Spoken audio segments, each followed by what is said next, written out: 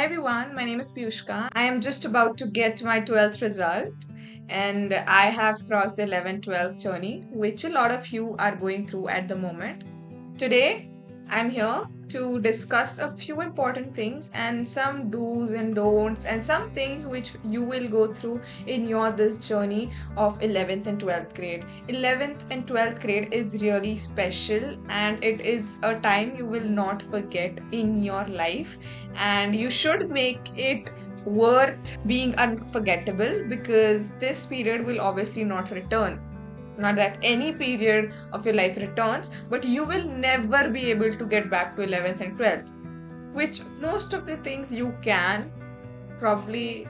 I mean, I just want to say that 11th and 12th is really special and you will go through a lot of stuff. In this video, I'm going to be telling you about the academic difficulties that you will go through and how you can overcome those difficulties, okay?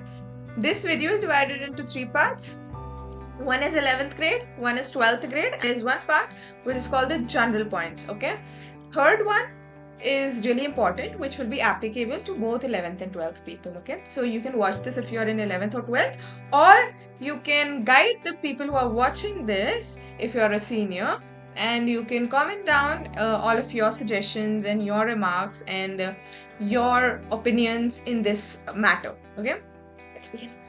So, firstly, we're going to be starting with 11th grade. Now, 11th, when you come in 11th grade, there is a huge jump. I'm telling you. Immense syllabus. You will think that time is really less. The time just vanishes off in just a click, okay? So, you need to understand. You will also feel frustrated and you will be really impatient in things. You will not get things in your head really easily, academic-wise, I'm telling you.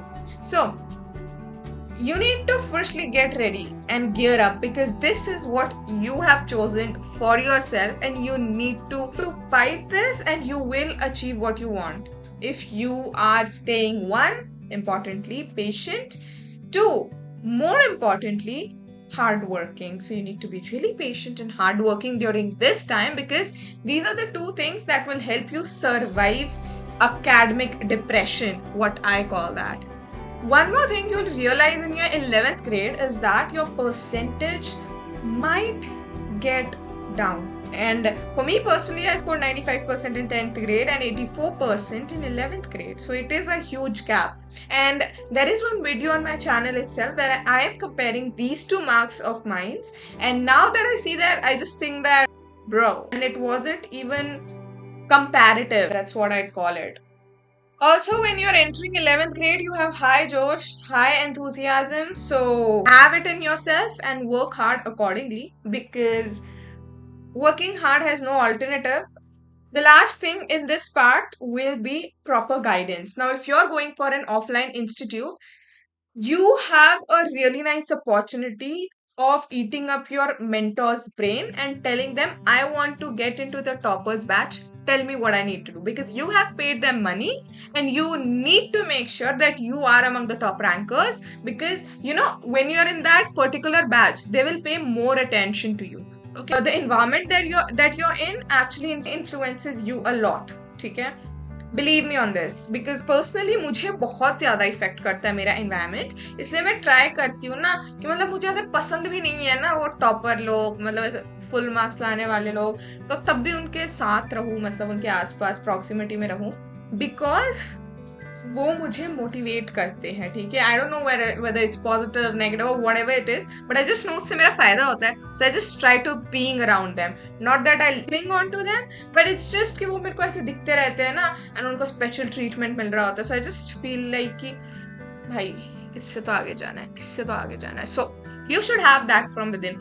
And also आपने पैसे दिए भाई उनको, तो तुम्हारा हक बनता है कि तुम उनको बोलो नहीं मुझे उसमें जाना है, उस बैच में जाना है, तुम मुझे बताओ कि मैं क्या करूं. ठीक है, so you are wholly solely responsible for your own improvement. And अगर तुम किसी को पैसा दे रहे हो, ठीक है, तो utilize everything that is there. Okay? Now let's move forward with the 12th grade. Now 12th grade is going to be pretty busy and 12th grade तक आपको पता चल जाता है that what are your weaknesses and what are your strengths. ठीक है, I will not tell you work on your weaknesses and hold up your strengths. I will tell you to work both on your strengths and weaknesses. If you are working on your weaknesses twice a week, work on your strengths at least twice a month. Next thing is that 11th जितना जल्दी हो सके उतना जल्दी revise करना start कर देना, because by the end of the year you will have your annual functions, you will have your farewell, जिसके अंदर तुम्हारा पूरा ध्यान होता है, बिकॉज इस टाइम तक तुमको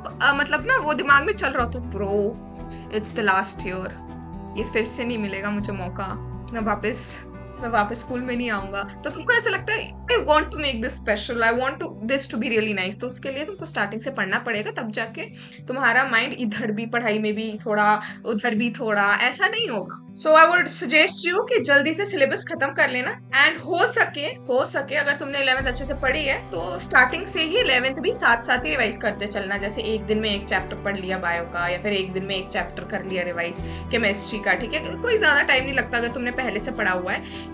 now here comes the general part, जो कि मैंने स्टार्टिंग में भी बोला था काफी इंपॉर्टेंट है, ठीक है, तो तुम कुछ ध्यान से सुनो ना सुनो, ये तो ध्यान से सुनना ही है तुमने, ठीक है. नाउ लुक, जो अभी मैं बोलने वाली हूँ 11th एंड 12th दोनों के लिए एप्लीकेबल है एंड इम्पॉर्टेंट है. First thing is that practice. No matter तुम 12th में हो, नो मैटर तुम 11th में हो, तुम जो भी पढ़ रहे हो, प्रैक्टिस अच्छे से करो. ये नहीं करना है कि तुमने एक क्वेश्चन सॉल्व किया और 2 दिन बाद उसका कॉन्सेप्ट पूछे तो तुमको पता नहीं है.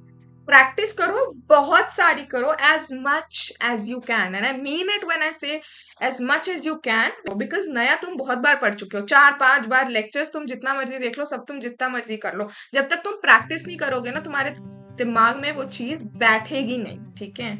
एक कान से सुनना दूसरे कान से निकालना तो हम हर टीचर के लेक्चर में करते हैं, लेकिन प्रैक्टिस करने से वो रिटेन होता है तुम्हारे दिमाग में, ठीक है. दूसरी इंपॉर्टेंट चीज is limit your distractions. Now what do I mean by this? I am not telling you to completely stop your distractions. This acts like a reward for you. Like तुम अगर 2-4 घंटे बैठ के पढ़ रहे हो, ठीक है, उसके बाद में 15 मिनट 20 मिनट अगर तुमने सपोज कोई YouTube पे वीडियो देख लिया, या फिर सपोज तुम इंस्टा पे अपने मैसेजेस चेक करने लगे, दैट इज फाइन, ठीक है, लेकिन ये नहीं कि तुम 4-4 5-5 घंटे कंटिन्यू रील्स ही स्क्रॉल कर रहे हो. And my next point is related to this only. Reels हो सके तो बिल्कुल अवॉइड करो, ठीक है. मैं तुम्हारे साथ एक ऑनेस्ट बात शेयर करती हूँ. देखो मैंने ये खुद करके देखा है, तुम खुद करके भी देख सकते हो.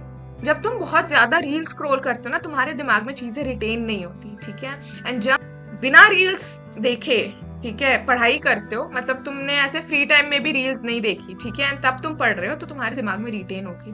मैं वही करती थी, ब्रेक्स के अंदर ना रील्स स्क्रॉल करने लगती थी, और फिर मेरे को वो चीजें जल्दी ज्यादा याद नहीं रहती थी, ठीक है. तो हो सके तो रील्स अवॉइड करो. इनफैक्ट मैं अभी तो मैंने पढ़ना भी शुरू नहीं किया, ठीक है, तो अभी भी मैं रील्स नहीं देख रही हूँ. अच्छा, fourth very important thing is schedule every second of your year. ऐसा नहीं होना चाहिए कि तुम्हारे 2 घंटे रील स्क्रॉल करने में या फिर कुछ भी करने में निकल गए एंड यू आर सेइंग भाई साहब पूरा दिन निकल गया, मैं तो कुछ किया ही नहीं.